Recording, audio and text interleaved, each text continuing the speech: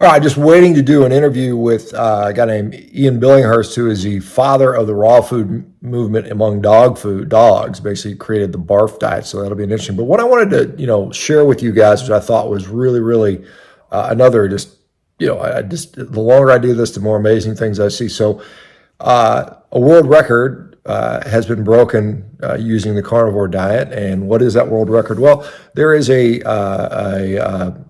rock formation in Yosemite called El Capitan, which is like a 3,000-foot vertical technical climb, which was thought to be unclimbable until about I think 1957.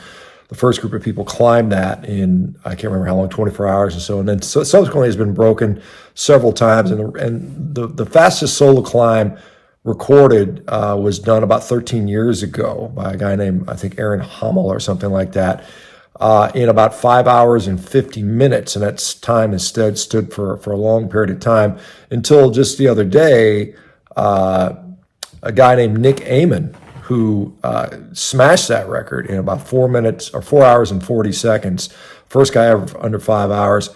And one of the things that they noted in the article was, the interesting thing was, he felt like he had extra strength due to his diet, which is basically just beef, salt, and water, much to the dismay of the local vegetarian. So using presumably a carnivore diet, he did a grueling rock climbing session, which lasted over 4 hours, 4 hours and 40 minutes, and broke the world record in climbing, which is quite impressive in itself. And, it requires a special amount of strength, grip strength, obviously body strength to body weight ratios and things like that. So hats off to Nick for doing so. I'm going to try to get in contact with him. Hopefully I can interview the guy if we can get a hold of him. Our team is working on locating him, see if he'll do that.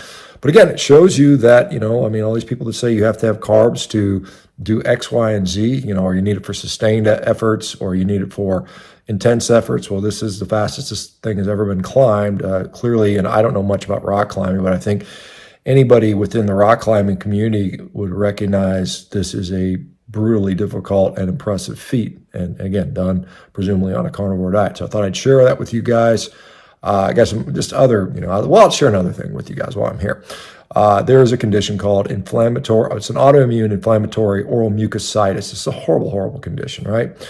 People get it, their mouth is just like, open wounds and falling apart. And really, there aren't any good treatments for it. The best you can do is kind of throw drugs at it to kind of take it off, but it never really goes away.